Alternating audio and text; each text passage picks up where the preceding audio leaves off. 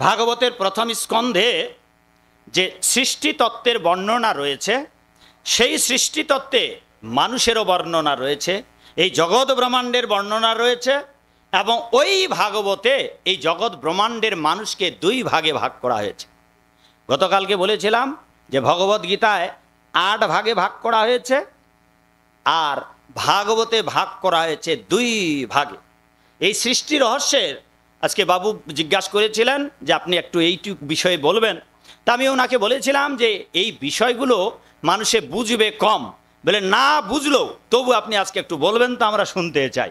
আজ আমি এই মানুষ সৃষ্টি কিভাবে হলো, তারপর কি জন্য হলো, তাদের কি করা দরকার, আর আপনারা কি করতেছেন, আপনারা এটা আজকে জেনে রাখুন। যে সাধুদের যদি চর দেন, সাধুদের যদি থাপ্পড় দেন, সাধুদের ধুতির কাঁচা খুলে যদি টিকি ধরে তাড়িয়ে দেন, সাধুরা আপনাকে কিচ্ছু বলবে না। কেন জানেন? যদি আপনাকে কিছু বলে, যদি আপনার উপর আরেকটা পাল্টা জবাব দেয়, তাইলে এই সাধু, আপনি যে সাধুর প্রতি অপরাধ করলেন সেইটার দণ্ড আপনি মুক্ত পেয়ে যাবেন, মুক্ত হয়ে যাবেন। যদি জবাব দেয় আপনি সাথে সাথে মুক্ত হয়ে যাবেন। কিন্তু সাধুর এটা জবাব দেবে না দুটো কারণে। এক,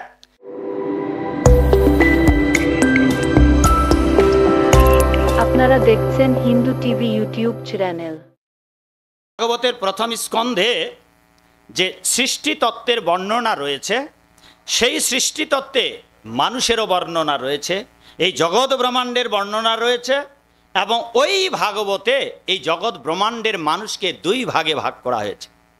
গতকালকে বলেছিলাম যে ভগবদ গীতায় 8 ভাগে ভাগ করা হয়েছে, আর ভাগবতে ভাগ করা হয়েছে দুই ভাগে। এই সৃষ্টি রহস্যের আজকে বাবু জিজ্ঞাসা করেছিলেন যে আপনি একটু এইটুক বিষয়ে বলবেন। তা আমি ওনাকে বলেছিলাম যে এই বিষয়গুলো মানুষে বুঝবে কম, বলে না বুঝলেও তবু আপনি আজকে একটু বলবেন, তো আমরা শুনতে চাই। আজ আমি এই মানুষ সৃষ্টি কিভাবে হলো, তারপর কি জন্য হলো, তাদের কি করা দরকার, আর আপনারা কি করতেছেন। যেই জিনিস করার জন্য আমাদের সৃষ্টি হয়েছে আমরা কিন্তু তা করছি না।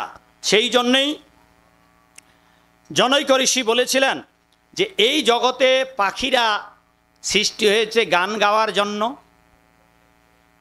গাভী মাতা সৃষ্টি হয়েছে দুগ্ধ দান করার জন্য, জলে যে মাছ মৎস্যাদি তারা তৈরি হয়েছে গঙ্গাকে পবিত্র রাখার জন্য, পবনদেব তৈরি হয়েছে জগতের মানুষকে শ্বাস প্রশ্বাস দানের জন্য, সূর্যর সৃষ্টি হয়েছে, সূর্যের সৃষ্টি হয়েছে কি জন্য সবাই জানি, হ্যাঁ?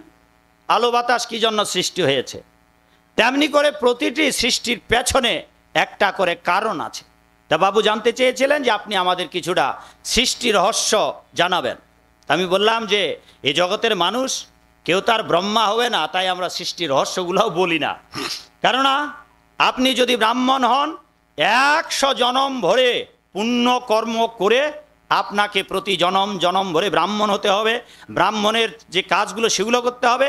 যদি আপনি 100 জনম ধরে আপনার বর্ণাশ্রম ধর্ম পালন করতে পারেন, তবে পরকালে পরজন্মে 100 জনমের পর আপনি নিজেই ব্রহ্মা হতে পারবেন এবং এই জগৎ ব্রহ্মাণ্ড জগৎ আপনি সৃষ্টি করতে পারবেন। সে বিরাট অনেক কঠিন কাজ।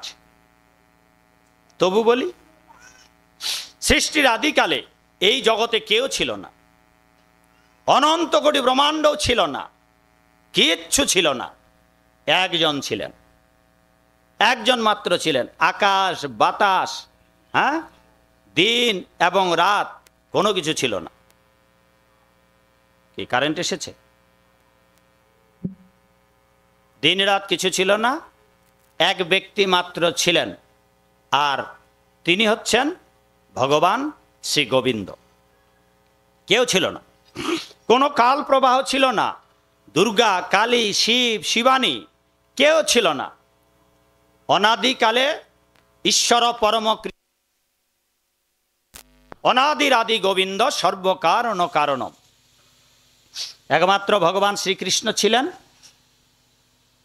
তা বেদে বলা হয়েছে একমেবা অদ্বিতীয়ম, তিনি একজন, তার কোনো দ্বিতীয়জন নাই।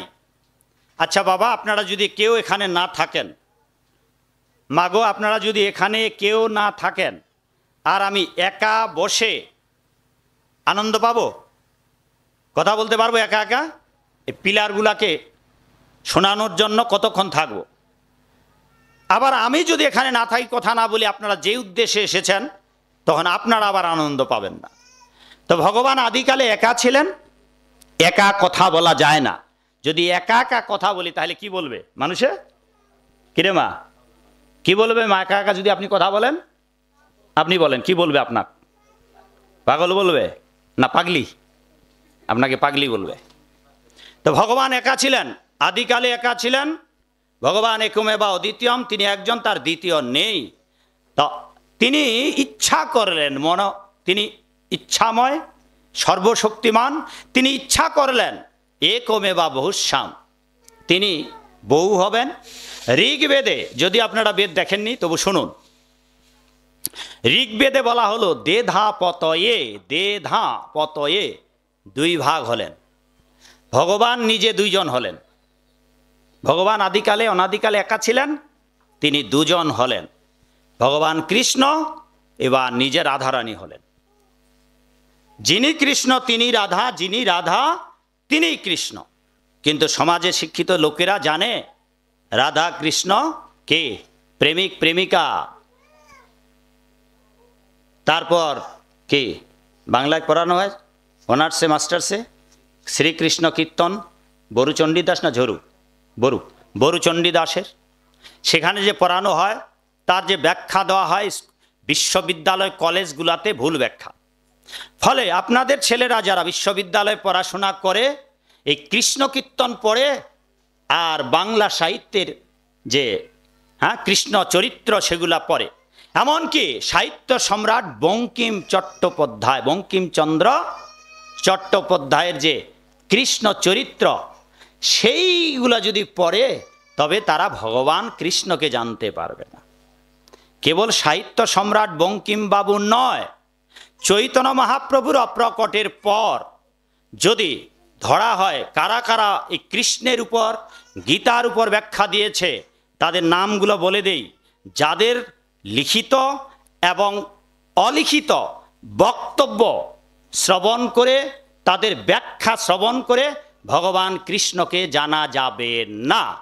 তন্মধ্যে বাংলাদেশের যত কবি, সাহিত্যিক, ঔপন্যাসিক কেউ যদি কৃষ্ণের চরিত্রের উপর ব্যাখ্যা দেয় তবে তাদের ব্যাখ্যা ভুল হতে বাধ্য, তাদের অনুসরণ করা যাবে না। তাদের মধ্যে সাহিত্য সম্রাট বঙ্কিমবাবু আমাদের শ্রদ্ধার্য পূজনীয়, সেইখানে পর্যন্ত তার ব্যাখ্যা ভুল হতে বাধ্য। তিনি সাহিত্যের দৃষ্টিতে, তার দৃষ্টিতে তিনি ঠিক বলেছেন সাহিত্যের দৃষ্টিতে, কিন্তু ভাগবত সে কথা বলেনি। একইভাবে হলেন কৃষ্ণ ছিলেন, রাধা হলেন। তা বেদ পড়েননি, সনাতন ধর্মের মূল গ্রন্থ। এই আদিকালে একা ভগবান ছিলেন। এক রম্যতে নৈব কদাচন, একা একা আনন্দ করা যায় না, একা একা আনন্দ করা যায় না, কথা বলা যায় না। তাই ভগবান কৃষ্ণ রাধারানী হলেন বহুশ্যাম। এইবার ভগবান কৃষ্ণ বলরাম হলেন। রাধারানী হচ্ছে স্বয়ং কৃষ্ণ, যিনি কৃষ্ণ তিনি রাধা, আর বলরাম হলেন ভগবান কৃষ্ণের স্বয়ং প্রকাশ। স্বয়ং প্রকাশ বলরাম আর স্বয়ং কৃষ্ণ রাধা। বোঝাতে পারলাম বাবা? রাধাকে যদি প্রশ্ন করা হয় আপনাদের কি বলবেন? উত্তরটা বলুন তো, এর মধ্যে উত্তরটা আছে। রাধা কে? হুইস রাধারানী? ও বাবা জাগুন না, জাগান, এই বাবাটাকে জাগান। রাধারানী কে আপনারা বলুন, কি উত্তর দেবেন? আপনারা শুনলেন তো, রাধারানী কে একজন বলুন। উত্তরটা হচ্ছে রাধারানী কৃষ্ণই, ঠিক আছে? এটা বলো। এবার যিনি রাধা তিনি কৃষ্ণ। আচ্ছা, রাধারানী এবং কৃষ্ণ এক। বলরাম কে?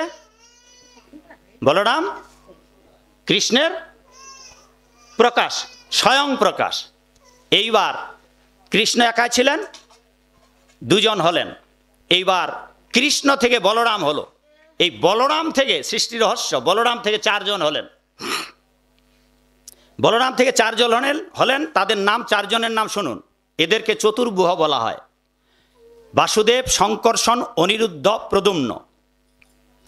এইবার বাসুদেব শঙ্কর্ষণ, এই যে শঙ্কর্ষণ এখান থেকে তিনজন নারায়ণ হলেন পুরুষ অবতার। আপনারা নারায়ণ কয়জন জানেন বাবা? একজন, ব্রহ্মা বিষ্ণু মহেশ্বর। আপনারা একজন ব্রহ্মা জানেন, একজন ব্রহ্মা না, অনন্ত কোটি ব্রহ্মাণ্ডে অনন্ত কোটি ব্রহ্মা, অনন্ত কোটি ব্রহ্মাণ্ডে অনন্ত কোটি নারায়ণ বিষ্ণু। এইভাবে আদিকালে ভগবান কৃষ্ণ ছিলেন, রাধারানী হলেন, তারপর বলরাম হলেন, বলরাম থেকে চারজন হলেন। তাহলে এই চারজন, আর এখানে কত? তিনজন, রাধা কৃষ্ণ বলরাম, এখানে তিনজন, এখানে চারজন। এবার এই চারজনের একজন থেকে, সেটা হচ্ছে শঙ্কর্ষণ, এগুলো মনে রাখতে পারবেন না। শঙ্কর্ষণ থেকে আরো তিনজন পুরুষ অবতার হলেন। প্রথম পুরুষ অবতার, দ্বিতীয় পুরুষ অবতার, তৃতীয় পুরুষ অবতার। এইটা শুধু বাবুর প্রশ্ন নয়, আমাদেরকে অনেকেই বলেন যে আপনারা সৃষ্টি তত্ত্ব বলেন, দেহ তত্ত্ব বলেন, আর আমরা বলি এই সৃষ্টি তত্ত্ব জেনেও আপনার লাভ হবে না, দেহ তত্ত্ব জেনেও আপনার লাভ হবে না। সেই জন্য তবু বলি, এবার এই চারজনের থেকে একজন বাসুদেব, শঙ্কর্ষ, এই শঙ্কর্ষণ থেকে তিনজন পুরুষের অবতার। প্রথম পুরুষ, দ্বিতীয় পুরুষ, তৃতীয় পুরুষ। প্রথম পুরুষের নাম হচ্ছে কারণদোষায়ী বিষ্ণু, দ্বিতীয় পুরুষের নাম হচ্ছে গর্ভদোষায়ী বিষ্ণু, তৃতীয় পুরুষের নাম হচ্ছে ক্ষীরোদোষায়ী বিষ্ণু। এইবার দেখুন আরো কাণ্ডখানা। এবার এই তিন বিষ্ণু, প্রথম যে পুরুষ অবতার কারণদোষায়ী বিষ্ণু, আমরা যেই জায়গায় আছি এটার নাম পৃথিবী। আমাদের নিচে আরো 7টা লোক আছে। কয়টা? 7টা। সেই 7টা লোকের নাম শুনুন। আমরা যেমন যেই লোকে বসবাস করি এটা পৃথিবী লোক, তেমনি করে আরো নিচে লোক আছে।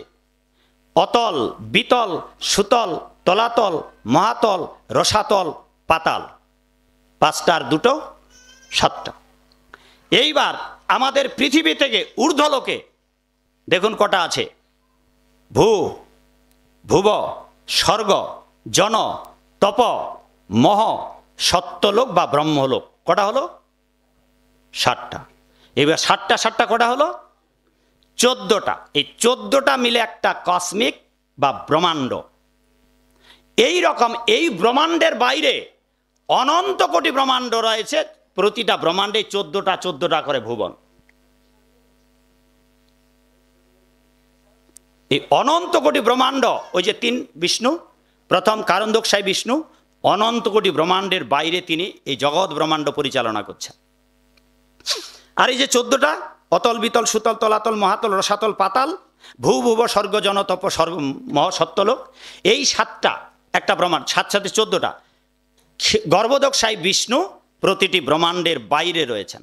অনন্ত কোটি ব্রহ্মাণ্ডের বাইরে কারণদোষায়ী বিষ্ণু, এক একটা ব্রহ্মাণ্ডের বাইরে গর্ভদোষায়ী বিষ্ণু, আর প্রতিটি অনন্ত কোটি ব্রহ্মাণ্ডের যত জীব আছে সমস্ত জীবের পরমাত্মা রূপে আছেন ক্ষীরোদোষায়ী বিষ্ণু। এই যে বাবা, এই যে পোকাটা উড়াচ্ছে, এর হৃদয়েও ওই নারায়ণ রয়েছে, যেই নারায়ণ 10 আঙ্গুল পরিমাণ। সেই নারায়ণ হচ্ছে ক্ষীরোদোষায়ী বিষ্ণু। এই গেল সৃষ্টি, এই প্রাথমিক এই পর্যন্ত। এইবার 3 পুরুষ অবতারে যে গর্ভদোষায়ী বিষ্ণু মাঝখানের, তার থেকে নাভিপদ্ম থেকে হলো ব্রহ্মার জন্ম। যেই ব্রহ্মা আমাদের এই ব্রহ্মাণ্ডের মালিক, যার মাথা হচ্ছে কটা? মাগো, ব্রহ্মার মাথা কয়টা? হ্যাঁ, 3টা 5টা? কোনটা হবে তখন? লটারি করতে হবে। 3টা, 2টা, 5টা? 3টা। মা ভালো করে ছবিতে দেখেছে 3টা। কতবার আসলাম, কতবার বললাম, ঘাড়ে কার কয়টা মাথা আছে এটার খবর নাই। হ্যাঁ, তাহলে এই মাথায় কিছু থাকবে আমাদের? ব্রহ্মার মাথা 4টা, শিবের মাথা 5টা, আর আমাদের এই যে 7 7 14, অতল, বিতল, সুতল, তলাতল, মহাতল, রসাতল, পাতাল, আর ভূ, ভুব, স্বর্গ, জন, তপ, মহ, সত্য, এই ব্রহ্মাণ্ডের ব্রহ্মার মাথা 4টা। আর এই ব্রহ্মাণ্ডের বাইরে যে আরেকটা ব্রহ্মাণ্ড আছে, ওটার মাথা 8টা। তার বাইরে যে আরেকটা ব্রহ্মাণ্ড আছে, ওটার মাথা 16টা। তার বাইরে আরো যে ব্রহ্মাণ্ড আছে, দ্বিগুণ করুন, 16 32টা। তার ওই ব্রহ্মাণ্ডের বাইরে যে আরেক ব্রহ্মা আছে 64টা। তার বাইরে যে আরো ব্রহ্মাণ্ড আছে 64কে 2 গুণ করুন 128টা। এইবার তার বাইরে যে ব্রহ্মাণ্ড আছে 128কে 2 দিয়ে গুণ করে যাও। ওই যে বাবুকে হিসাব করে দিচ্ছে, ওটা তো কম্পিউটার। হ্যাঁ, এইভাবে একটা নয়, অনন্ত কোটি ব্রহ্মাণ্ড, আর অনন্ত কোটি ব্রহ্মাণ্ডের স্রষ্টা হচ্ছেন ঈশ্বর পরম কৃষ্ণ সচ্চিদানন্দ বিগ্রহ। এইবার এই ব্রহ্মা তৈরি হলো 4 মাথাওয়ালা। এই ব্রহ্মার পদ্ম ফুলে দান গর্ভোদকশায়ী বিষ্ণুর নাভি পদ্ম থেকে ব্রহ্মার জন্ম। এই ব্রহ্মা 432 কোটি বছর ধরে ওই পদ্ম ফুলের বসে ওম নম ভগবতে বাসুদেবায়। কত বছর ভেবে দেখছেন? 432 কোটি বছর। তারপর ভগবান তাকে দর্শন দিয়ে সৃষ্টি কার্য নির্বাহের জন্য বলে দিলেন। ব্রহ্মা প্রথমে 11 জন ঋষি তৈরি করলেন, তারপর সপ্তর্ষি, এরপর আরো অনেক কিছু তৈরি করলেন। এই আকাশ বাতাস চন্দ্র সূর্য, যেদিন সূর্যকে সৃষ্টি করলেন, এই পৃথিবী অন্ধকার ছিল মা। যেদিন সূর্য সৃষ্টি হলো, তখন উলু উলু উলু ধ্বনিতে, মঙ্গল ধ্বনিতে ওই ঋষিবৃন্দ বা চারিদিকে যেন এমন একটা মাঙ্গলিক ধ্বনি, উলু ধ্বনি সৃষ্টি হলো। আর সেই থেকে জগতে মায়েরা যে উলু দেয়, এইটারও প্রশ্ন উত্তর আছে এখানে, এ আমার জীবন্তরী চলার পথে সেকেন্ড পার্টে, যে উলু ধ্বনি কোত্থেকে এলো। যেদিন এই পৃথিবীতে সূর্যের জন্ম হলো, অন্ধকার জগৎ আলোকিত হলো, সেই দিন থেকে এই উলুধ্বনি জগতে প্রচারিত হল। এইভাবে 11 জন ঋষি তৈরি হলো, সপ্ত ঋষিরা তৈরি হলো, নারদ তৈরি হলো, এবং ব্রহ্মার 4 কুমার তৈরি হলো। 4 কুমার দেখবেন, ছোট ছোট বাচ্চা, ভাগবতের ছবি আছে। সনক, সনাত কুমার, সনাতন আর সনকা নন্দ। কি পণ্ডিত মশাই 4টার নাম মনে নেই?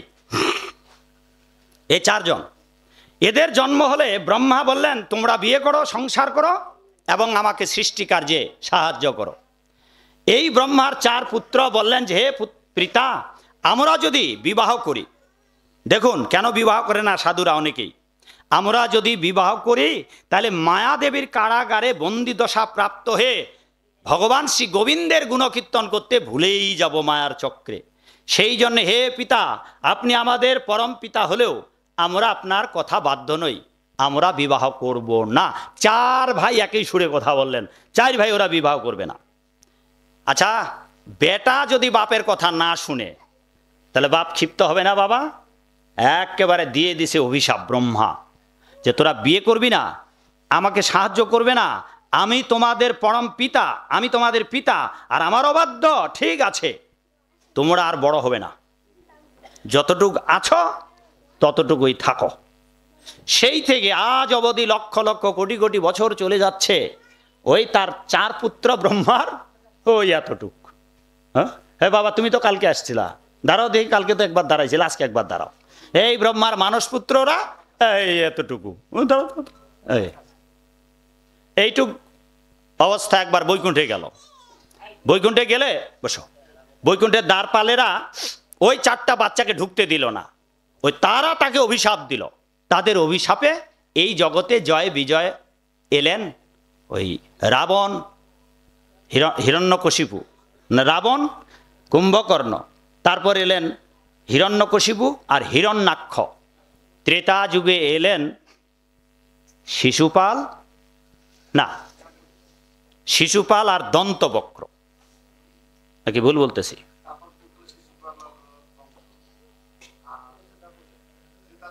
না, কংস নয়, কংস নয়, এইটা ভুল। কংস জয় বিজয়ের মধ্যে একজন নয়, এটা অনেকেই ভুল জানে। কংস নয়, শিশুপাল আর দন্তবক্র, যাকে বধ করে ভগবান বৃন্দাবনে ওই রাতে ওই দিনে চলে আসছিলেন গোধূলি লগ্নে।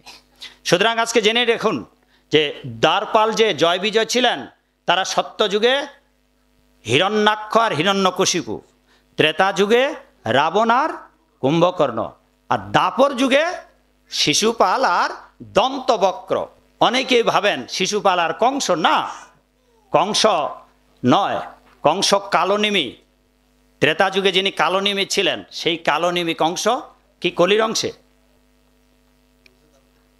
দুর্যোধন, দুর্যোধন কলির অংশে, আর ও হচ্ছে কালো নেমি। তো এইভাবে ছোট্ট 4টি বাচ্চা বৈকুণ্ঠে গিয়েছিলেন। তা আজও তারা ওইভাবে জগৎ ব্রহ্মাণ্ড ঘুরে বেড়ান। এদিকে দেবর্ষি নারদকে হৃদয় থেকে তৈরি, তার এই জন্য মন থেকে তৈরি করলেন ব্রহ্মা। এই জন্যই ব্রহ্মার মানসপুত্র দেবর্ষি নারদ। এই দেবর্ষি নারদকেও বললেন, হে পুত্র, তোমার জ্যেষ্ঠ ভ্রাতারা চতুষ্ষণ, তারা বিয়ে করেনি, সংসার করেনি, আমাকে সহযোগিতা করেনি। তোমার প্রতি আমার এই আদেশ, তুমি বিবাহ করো এবং সংসার পরিচালনা করে আমাকে সৃষ্টিকার্যে সহযোগিতা করো। দেবর্ষি নারদও বললেন, হে পিতা, যদি আমি বিবাহ করি তবে ওই মায়া দেবীর সংসারের পাল্লায় পড়ে আমি বিনা বাজিয়ে যে গোবিন্দের কীর্তন করবো এটা আমি ভুলেই যাব। ব্রহ্মা তাকে অভিশাপ দিলেন, বাপ তাকে অভিশাপ দিলেন। তাকে কি অভিশাপ দিলেন জানেন বাবা? এই 4 পুত্রকে অভিশাপ দিয়েছিলেন, তোমরা ছোটই থাকো, বড় হবে না। আর ব্রহ্মা তার মানস পুত্র নারদকে অভিশাপ দিয়েছিলেন যে তুমি এক জায়গায় স্থির থাকতে পারবে না। কতটুকু সময় থাকবে নারদ? বাড়িতে যদি ভিক্ষুক আসে, মাগো মা ভিক্ষা দে, মাগো ভিক্ষা চাই, মা ভিক্ষা চাই, এইবার হ্যাঁ ভিক্ষাং দেহি। আপনি বাড়িতে ঢুকে মায়েরা ঘরে যেখানে চাল আছে, মা আচ্ছা চাল আনতে গিয়ে আনতে আর দিতে যতটুকু সময়, দেবর্ষি নারদ কোনো জায়গায় শুধু ততটুকু সময় থাকতে পারবেন। এ হচ্ছে দেবর্ষি নারদের প্রতি তার পিতা ব্রহ্মার অভিশাপ।